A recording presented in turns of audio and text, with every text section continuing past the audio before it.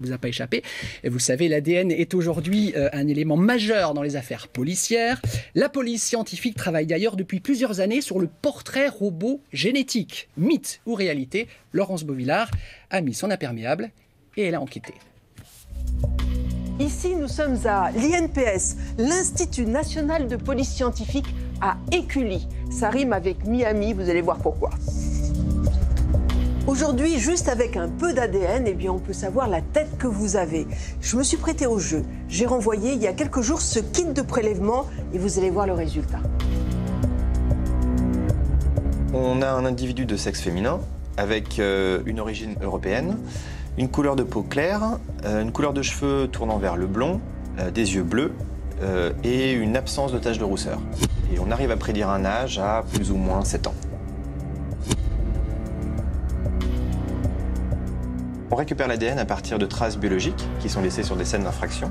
Donc ça peut être des traces biologiques riches, des fluides, ou alors des cheveux, des poils, voire même des traces de contact, c'est-à-dire des cellules épidermiques qui sont laissées sur des objets. Lorsqu'on a une trace ADN, ce que l'on fait, c'est qu'on extrait l'ADN, on fait l'analyse, on envoie le profil génétique au fichier national pour vérifier si la personne est déjà connue des services de police. Si c'est le cas, on a un rapprochement, une identité, et l'enquêteur va pouvoir enquêter justement et connaître l'implication du suspect. Si ce n'est pas le cas, le portrait robogénétique est une des méthodes possibles pour essayer de déterminer l'apparence de l'individu et d'orienter les enquêteurs vers ce profil. Ce qu'on veut, c'est pouvoir donner des indices concordants à un enquêteur et d'éviter au maximum de lui donner une fausse piste.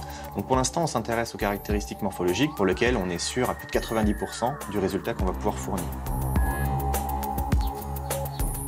Pour l'origine, on arrive à prédire parmi les 5 origines continentales qui existent. Couleur de peau, on est sur une gamme chromatique de 3 teintes, une teinte claire, une teinte mate et une teinte foncée.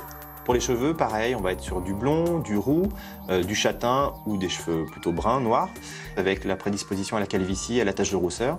Ce qu'on arrive à prédire au niveau de la calvitie, c'est de savoir si un individu avant ses 35 ans va avoir une calvitie relativement imposante. Donc ça nous permet de faire 2 catégories. Est-ce qu'il y a une calvitie naissante, précoce, ou une calvitie tardive qui sera naturellement due à l'âge et présente chez beaucoup d'hommes. La législation varie selon le pays. Dans certains pays, ça va être autorisé, comme en France, comme au Royaume-Uni, mais interdit, comme en Allemagne ou en Belgique. C'est dépendant de chaque pays. Beaucoup de pays différents travaillent sur arriver à prédire la taille, arriver à prédire la corpulence, par exemple. Mais on va dire qu'on est tous en train de mutuellement s'aider pour arriver un jour à faire un vrai portrait robogénétique, c'est-à-dire avec la prédiction du visage, avec les écarts entre les yeux, la taille de la mâchoire, la taille du nez, par exemple, où là, ce jour-là, on pourra dire vraiment que le portrait robogénétique surpasse le portrait robot classique. La technique du portrait robogénétique a été utilisée dans 35 affaires et à chaque fois, les informations recueillies ont été décisives pour les enquêteurs. D'ici 3 ou 4 ans, les scientifiques de l'INPS pensent pouvoir produire un portrait encore plus précis, digne d'une photo, juste avec un tout petit peu d'ADN. Merci, Madame Colombo.